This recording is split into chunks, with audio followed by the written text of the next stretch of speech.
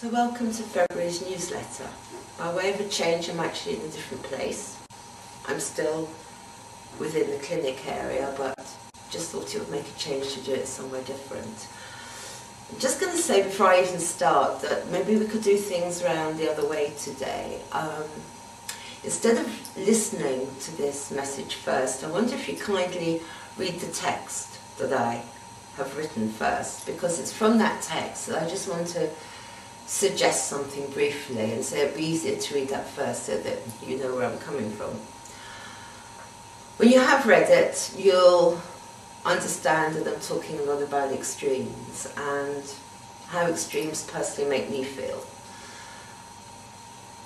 And the thing that I was thinking about is so many people who do come to me come because they feel totally dysfunctional or disempowered for whatever reason, and there's loads of decisions to be made, and they feel that they're in a fog and they're not quite sure which way to go. So really what it's saying is we have so many choices here in the West, so many choices. And I want to flip back to the text that I have written when I've actually talked about the people that I observe when I go to countries like that, who actually don't have any choices at all. The only choice they have is to survive each day, basically, for enough food, to be able to in some way to keep warm, to keep moving on, whatever. Their mind can't be cluttered with anything else. That's the only thing they can think about.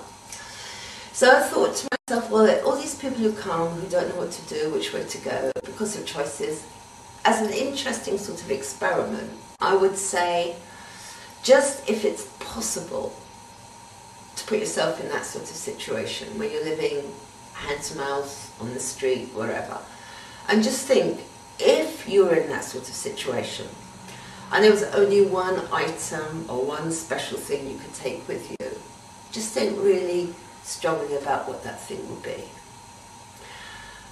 And when you've done that, think, okay, I've got that. Now, if I was living on the street and they had a dream, now we would say, naturally, of course, the dream will be to be out of poverty. I'm not expecting you to feel about poverty, but it's to do with a dream.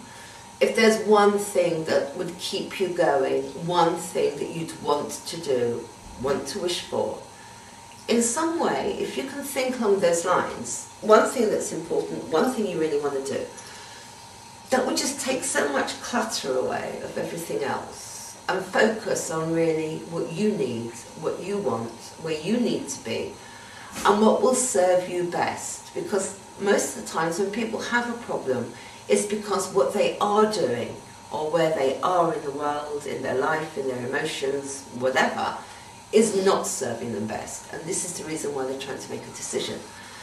So I was just thinking after I typed that about all the options we have here and all the options they so don't have. And even though it's difficult to transport yourself to another way of thinking, it is quite interesting to think of the two answers that we'd all come up with, of the things that were really important to us.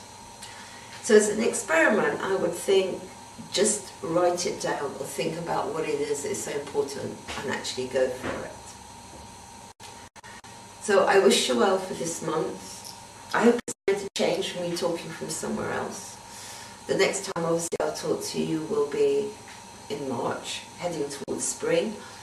Spring is about change, it's about new growth, which is also new beginnings. So maybe this is a good time to be reflective. So I wish you well and blessings to you all, and I'll talk to you again in March. Thank you for listening.